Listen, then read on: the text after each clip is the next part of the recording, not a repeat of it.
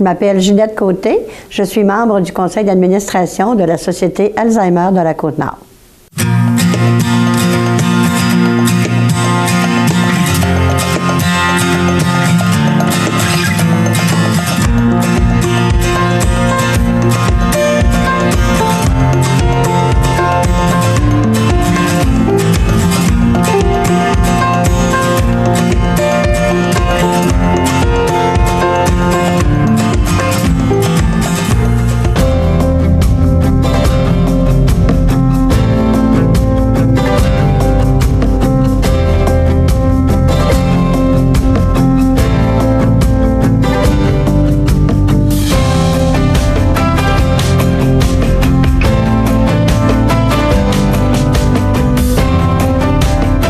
Madame Côté. Bonjour. Si on vous reçoit aujourd'hui, c'est d'abord et avant tout parce que vous êtes en mission pour relancer la Société de l'Alzheimer de la Côte-Nord. Avant d'aller plus loin dans cette aventure bénévole-là, est-ce que vous pouvez m'expliquer un peu c'est quoi la mission de l'organisme?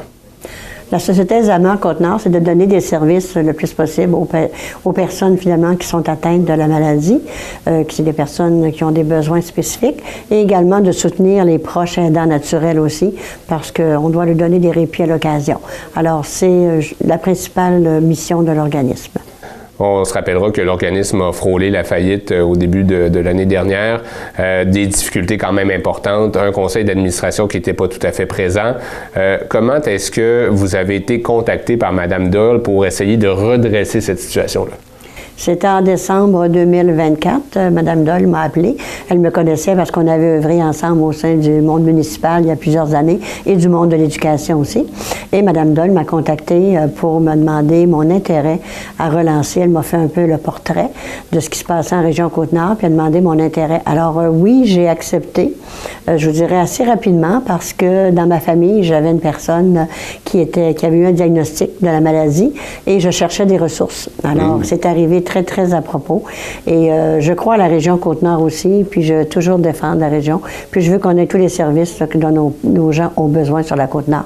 Alors j'ai répondu par l'affirmative à Mme Doyle dès l'appel de décembre 2024. Oui, on reviendra sur cette personne-là un peu plus tard dans l'entrevue dans votre famille. Avant d'aller plus loin, il faut comprendre que le conseil d'administration ne siégeait plus vraiment à ce moment-là. Alors, comment on fait pour s'être élu, en fait, à ce conseil d'administration-là, sachant qu'il n'y a pas nécessairement d'assemblée générale annuelle qui s'en vient? La fédération des sociétés Alzheimer de la Côte-Nord, Fédération québécoise, c'est une obligation qu'elle avait mis parce qu'on perdait notre société Alzheimer en région Côte-Nord. Alors, quand on sait qu'on a perdu ça, c'est difficile de redémarrer ça. Alors, la Fédération québécoise avait parlé avec Mme Doyle qu'il fallait le renouveler l'entièreté du conseil d'administration. Alors, c'est pour ça que elle nous a contactés. Moi, j'avais des gens aussi que je connaissais qui avaient déjà utilisé besoin, que j'ai contacté à mon tour. Et finalement, on a formé une équipe de 7 personnes qu'on a proposé à l'Assemblée générale qui a été vraiment convoquée par la Fédération des sociétés Alzheimer. Je voulais que la Côte-Nord ait un service qui puisse s'offrir sur l'ensemble de la Côte-Nord. Puis honnêtement, parce que j'ai eu aussi des gens qui m'ont dit oui. On va embarquer avec toi, on va changer le modèle, on va en faire une vraie société régionale. Puis à cause de ça, j'ai accepté, là, parce que au mois de février, quand on a fait une rencontre avant la GA, on a appris des situations très inquiétantes, là, entre autres au niveau financier, puis à d'autres niveaux. Fait que c'est ça. C'est vraiment parce que j'ai senti que régionalement, il y avait quand même du monde prêt à continuer le travail puis à modifier aussi l'organisation. Il fallait un nouveau conseil d'administration. Tout à fait.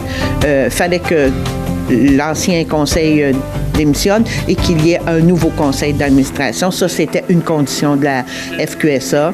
Et puis, évidemment, ils nous ont dit, on va vous aider tout le long. Bonjour, M. Doyle. Bonjour, Olivier. Alors, comment Mme Doyle vous a convaincu de devenir administrateur de la Société Alzheimer Côte-Nord? Je vais vous dire, elle m'a convaincu. Elle a un bon pouvoir de persuasion, mais en même temps, J'étais quand même sensible à cette cause-là pour en avoir eu dans ma famille. Mon grand-père et un de mes oncles sont décédés d'Alzheimer. Avec l'équipe qu'elle avait aussi, je me disais, parce qu'elle m'avait parlé que Ginette Côté serait aussi une personne qui serait présente au niveau du comité. Ça m'intéressait, mais j'ai dit, je vais aller voir ce qu'il y a là. Ceux qui ne font pas affaire avec le centre de santé n'ont pas nécessairement ces services-là. On va pouvoir faire justement, avec le cadre, donner de la formation à une ou deux ou des personnes qui vont pouvoir entretenir à des fréquences convenues de la formation ou de l'information ou de la prise en charge de ces personnes-là. Et l'une des premières décisions du conseil d'administration, ça a été de déménager les locaux de Sept-Îles vers Port-Cartier. Pourquoi c'est une décision qui était controversée, qui était délicate ou du moins qui a déplu à certaines personnes? Oui, parce que les services de la Société Alzheimer, le noyau, je vous dirais, le noyau du conseil d'administration, l'ancien noyau était de la région de Sept-Îles surtout. Le personnel qui était en place, qui avait été là, était de la région de Sept-Îles. Alors, tout se passait sûrement là. Alors, ça a été difficile. Là, les deux employés qui restaient en poste étaient dans la région de Sept-Îles aussi. Alors, ça a été très, très controversé que nous, on décide de fermer les locaux. Et la décision a été prise pour une question financière. Parce que je pense que la présidente nous en avait fait part. C'était des sous de 60 000 $ par année, seulement pour le local.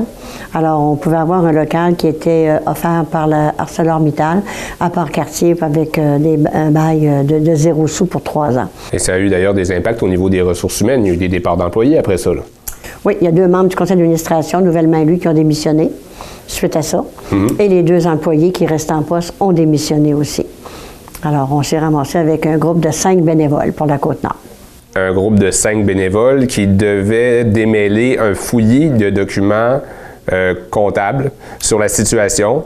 Vous étiez un peu au centre de ça, au fait. Là, vous avez démêlé les finances de l'organisme seul, sans aide. Sans aide, parce qu'on m'a demandé, lorsqu'on l'a eu, on a accepté dans un poste de CA. Alors, quand on forme le nouveau administration, il y a des postes clés qui sont donnés. Moi, j'ai pris la trésorerie. On m'avait demandé d'accepter la trésorerie. Dans mon expérience à moi, la trésorerie, qu'en tant que membre de CA, bien, tu travailles avec les personnes qui sont en place, les comptables, les personnes qui s'occupent des finances. On s'assure du bon déroulement, puis on s'assure aussi là, de la légalité de ce qu'ils payent. Mais là, je me suis ramassée avec l'entièreté du dossier de la trésorerie. Alors, l'institution financière avec laquelle on faisait affaire, c'était nouveau pour moi. Je ne connaissais pas l'environnement de cette...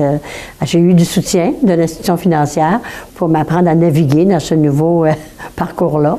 Apprendre à connaître les fournisseurs aussi. Tout ce qu'il y avait de comptes qui était en retard. Alors, à tout programmer ça. Tout ça bénévolement. Oui. Comme vous avez fait comment? Combien d'heures par semaine il vous fallait? Je vais vous dire que dans les premiers temps, ça a été là, une 15 à 20 heures semaine facilement.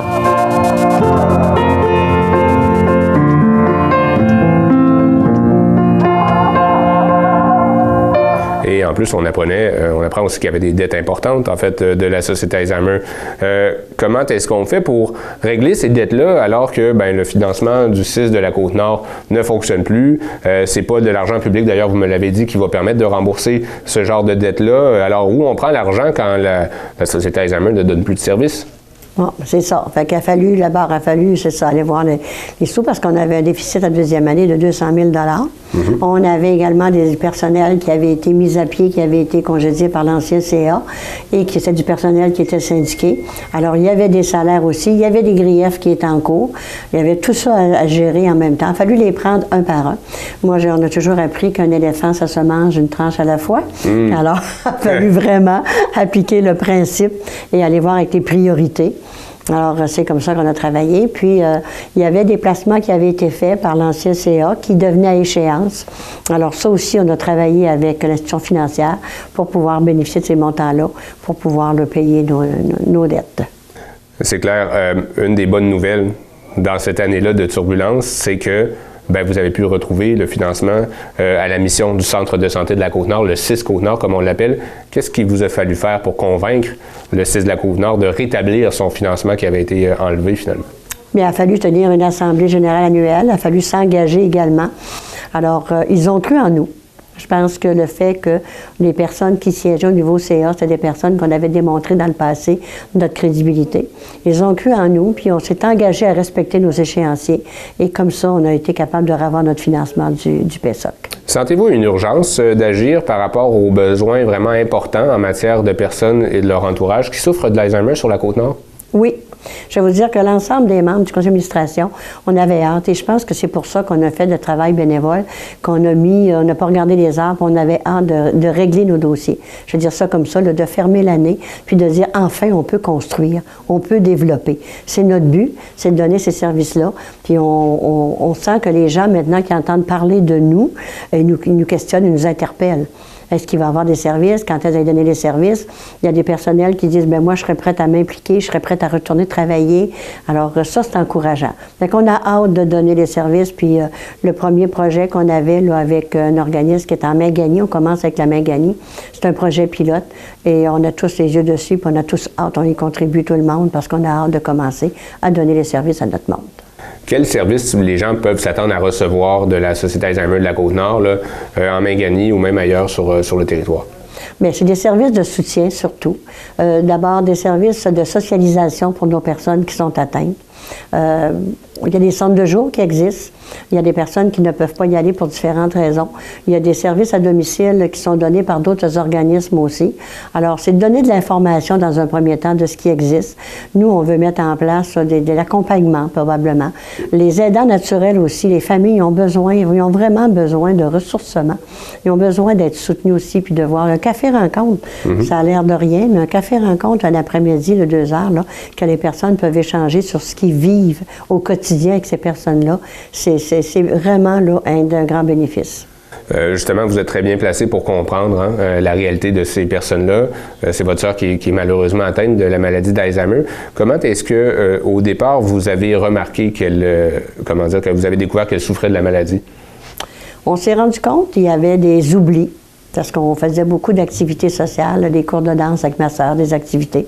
Alors, elle m'accompagnait toujours, on était ensemble, puis je me rendais compte qu'elle oubliait. Des fois, elle oubliait ses souliers, elle oubliait, elle ne savait pas ce qu'elle avait mis son manteau. C'était des petits oublis qu'on se dit, normalement, avec l'âge, c'est comme normal.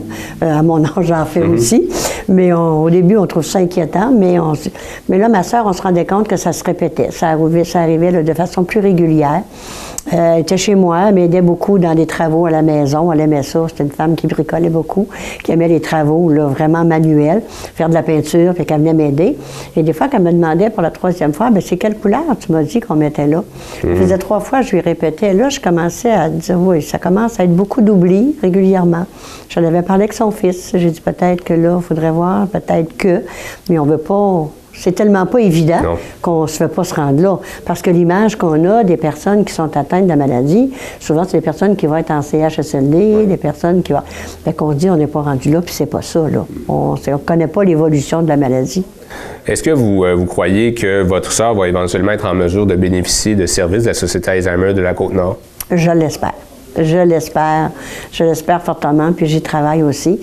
Mais je veux dire, pour le moment, je l'accompagne, puis on a un très bon service. J'ai été privilégiée parce que le centre de jour de la Vallée des Roseaux, un petit centre de jour, qui ont accepté que j'accompagne ma sœur, je l'accompagne à ces activités-là. Puis, je me dis, c'est 2 jours semaine, puis il y a beaucoup d'activités en dehors. Fait que quand je regarde ça aussi, moi, ça m'inspire, les activités qui se font là, parce que je me dis, avec la Société Alzheimer, c'est des services qu'on va pouvoir développer aussi pour nos personnes bénéficiaires.